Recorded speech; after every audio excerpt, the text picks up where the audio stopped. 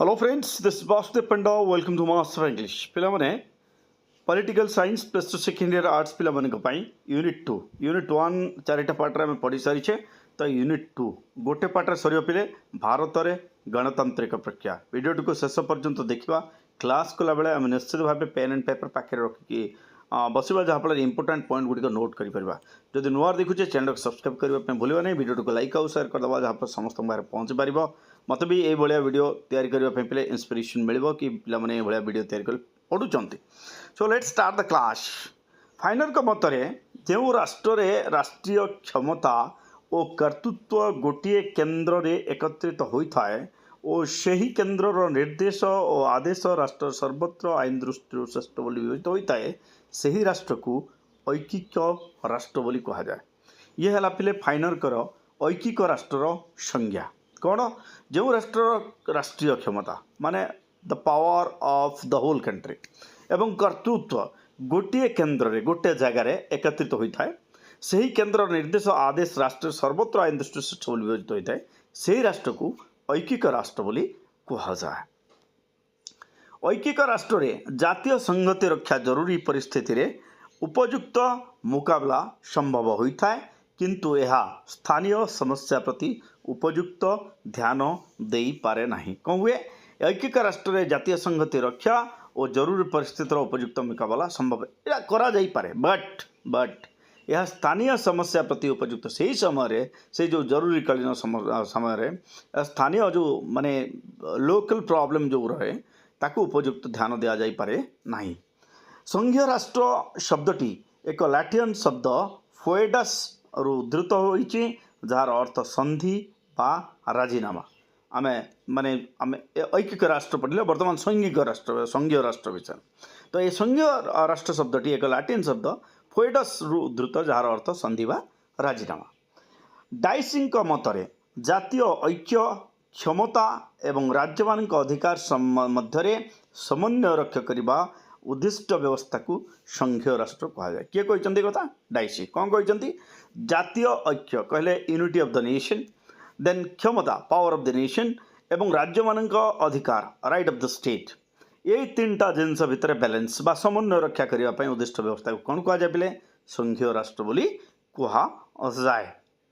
England एक ऐकिक राष्ट्र किंतु अमेरिका भारत स्विट्जरलैंड इत्यादि संघीय अटंते कौन पिले इंग्लैंड होची एक यूनिटरी स्टेट बा ऐकिक राष्ट्र किंतु वेरेस अमेरिका भारत आम देश स्विट्जरलैंड ये सबू संघीय अटंते आउ अमेरिका होची पृथ्वीर प्रथम संघीय राष्ट्र कोटा America is the first federal state of the world.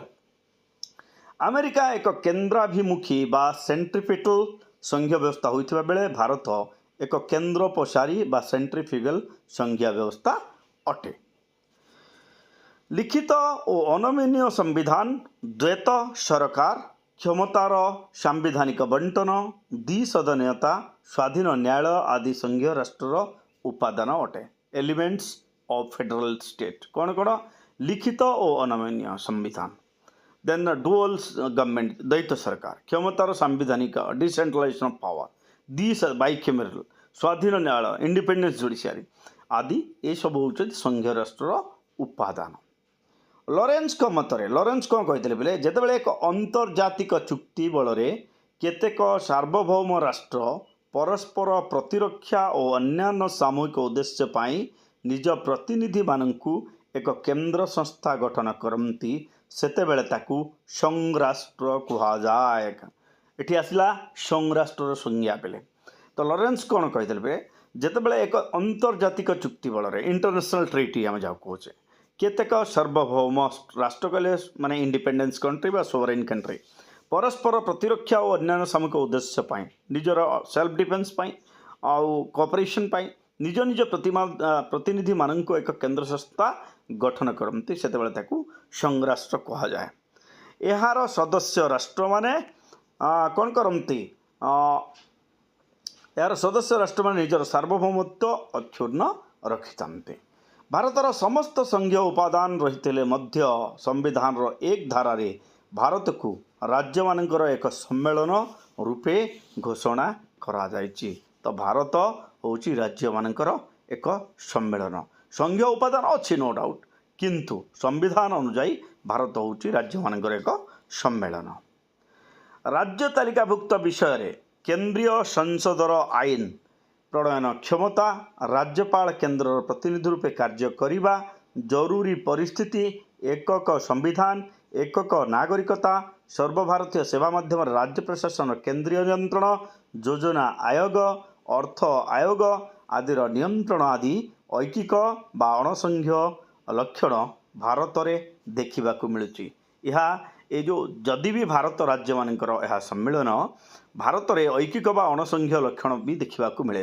सेगुड़िक कौन जमती है राज्य तालिकाभुक्त विषय केंद्रीय संसद आईन प्रणयन क्षमता, माने राज्य तालिकाभुक्त जो विषय अच्छी से विषय को लेकिन केंद्र सरकार भी आईन प्रणयन कर।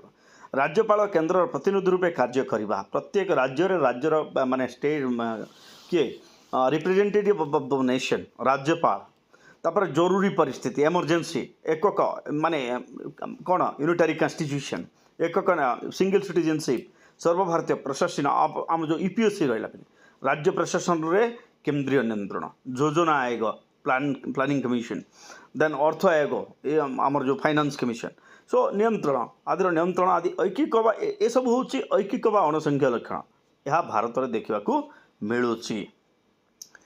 देशर निरापत्ता, ऐतिहासिक पृष्ठभूमि, जातीय संहति रक्षा, विच्छिन्नवादी शक्तिर उपयुक्त मुकाबिला आदि कारणरू भारत में केंद्र अधिक शक्तिशाली होइछि। तो भारत में केंद्र अधिक शक्तिशाली कारण कौन? कारण नेशनल सिक्योरिटी सेंटर पर डिपेंड करुच्ची, हिस्टोरिकल बैकग्राउंड ऐतिहासिक पृष्ठभूमि नेशन उपर डिपेंड करुच्ची, जातीय संगति रेखा नेशनल इंटेग्रिटी उपर जो क्वेश्चन राइज हुए सेतबेले भी माने आमर जो सेंट्रल गवर्नमेंट डिपेंड करुच्ची, विच्छिन्नतावादी शक्ति जमती टेरोरिज्म सहित मुकाबला, सन्त्रासवाद सहित मुकाबला करबा, तो यही सब पावर क्या पाखे अच्छी सेंटर पाखे अच्छी। दैट्स व्हाई भारत में केंद्र अधिक शक्तिशाली होइछि।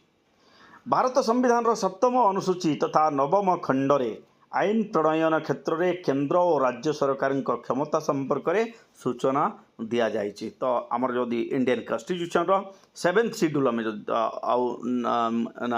पार्ट 9 रे आईन प्रणयन क्षेत्र में केंद्र और राज्य सरकार क्षमता संपर्क में सूचना दि जाइए।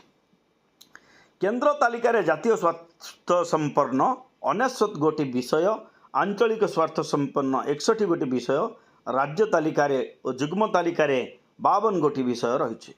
तो आमर जो रहा central list, state list and concurrent list पिले केंद्र तालिका रहा टोटाल 69 विषय, आंचलिक स्वार्थ संपन्न 61 विषय रहा राज्य तालिका और 52 गोटी विषय रही जोटा कनकरेंट लिस्ट बा जुग्म तालिका बोथ माने राज्य एवं केंद्रर अधीन अच्छी। जुग्म तालिकाभुक्त विषय रे केंद्रीय आईन राज्य आईन परस्पर विरोधी हेले केंद्रीय आईन बलवत्तर रही था।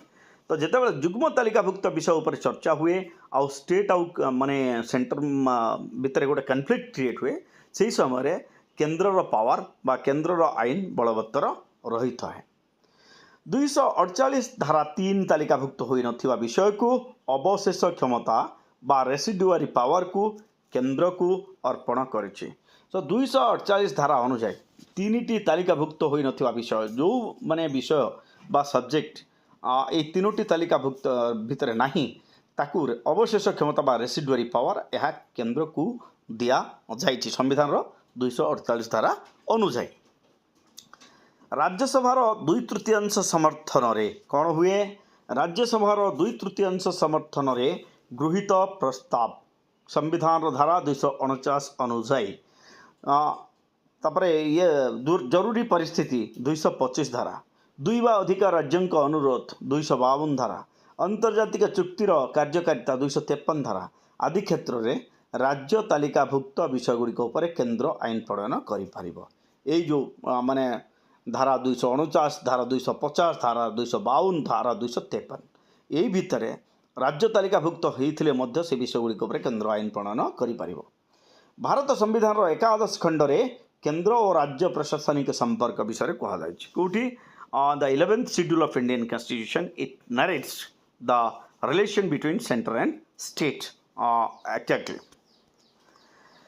356 धारा अनुजाई हाँ राज्यर अभ्यंतरीण विशृंखला 356 धारा संवैधानिक व्यवस्था भुशुड़ी पड़ा परिस्थिति रे जरूरी परिस्थिति जारी करा जाए राज्य प्रशासन को केंद्रीय नियंत्रण निर्देशना सह परिचालना करा जाए। So according to Indian constitution article 356 कौन हुए राज्य रे जिते अभ्यंतरण विशृंखला हो जाए सांविधानिक व्यवस्था भुशुड़ी पड़ा परिस्थिति रे केंद्र कौन करे राज्य उपर भी जरूरी परिस्थिति जारी करिकी राज्य प्रशासन को निज नियंत्रण को नहीं जाई था। संविधान 12 खंड रे केंद्र राज्यर आर्थिक संपर्क वर्णना कराई कौन संविधान 12 भाग 11th शेड्यूल 12th शेड्यूल रे एठी finance relation of centre and state विषय कौन फिक्स करा जाइछि।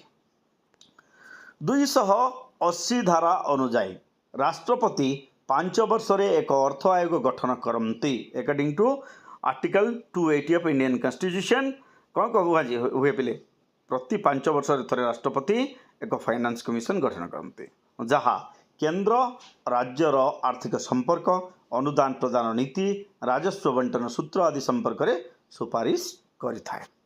देशर आर्थिक स्थिरता रक्षापी राष्ट्रपति 360 धारा बल आर्थिक जरूरी परिस्थिति जारी करि पारिबे। There is a provision in Indian constitution that article 360 धारा अनुଯାयी देश में आर्थिक स्थिरता जो फाइनेंशियल इनस्टेबिलिटी अच्छी बोली प्रेसिडेंट फील करेंगे से समय से आर्थिक जरूरी परिस्थिति जारी करि पारिबे। स्थानीय स्वायत्त शासन व्यवस्था गणतांत्रिक शासनर एक बलिष्ठ अंग अटे। यह केवल शासन और क्षमतार विकेन्द्रीकरण नुहे बरं गणतंत्र मौलिक भित्ति को सुदृढ़ करिबारे साहाय्य करिथाए। स्थानीय स्वायत्त शासन व्यवस्था में जो पंचायत राज सिस्टम कहूचे जिला परिषद कहूचे पिले तो ये कौन ये गणतांत्रिक शासन एक बलिष्ठ अंग। यह केवल शासन और क्षमतार विकेन्द्रीकरण नुहे बरं गणतंत्र मौलिक भित्ति को सुदृढ़ करिबारे साहाय्य करिथाए।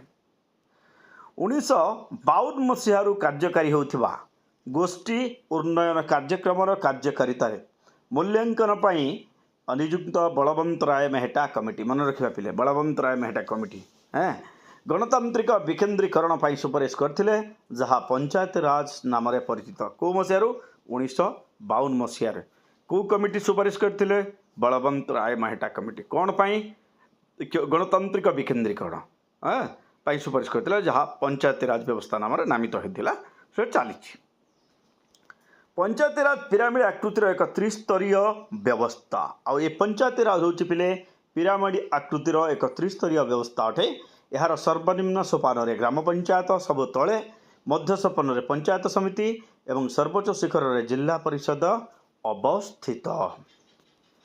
भारत में 1959 मसीह प्रथमे राजस्थान रे पंचायत राज व्यवस्था कार्यकारी होइतिबा बेले ओडिशा रे यह 1961 मसीहा जानुआरी 26 तारिख रु कार्यारंभ करिथिला। तो भारत में सर्वप्रथम 1959 मसीह राजस्थान रे पंचायत राज व्यवस्था कार्यकारी होइतिला आ ओडिशा रे यह 1961 मसीहा जानुआरी 26 तारिख रु कार्यकारी हेउची। पंचायत अनुष्ठान गुड़िक संविधान नवम खंड रे वर्णित पंचायत संबंधी व्यवस्था अनुसार राज्य सरकार आईन बल सृष्टि होई थांते। तो पंचायत अनुष्ठान गुड़िक जी नुआ पंचायत तैयारी हम नुआ जिला परिषद तैयारी हम ये जो सब आईन रहा ये आईनटा राज्य सरकार आईन द्वारा तैयारी होता है। 73तम संविधान संशोधन आईन पंचायत राज व्यवस्थार 74तम संविधान संशोधन आईन सहरांचल स्वायत्त शासन व्यवस्था को संवैधानिक मर्यादा और क्षमता प्रदान करिछि।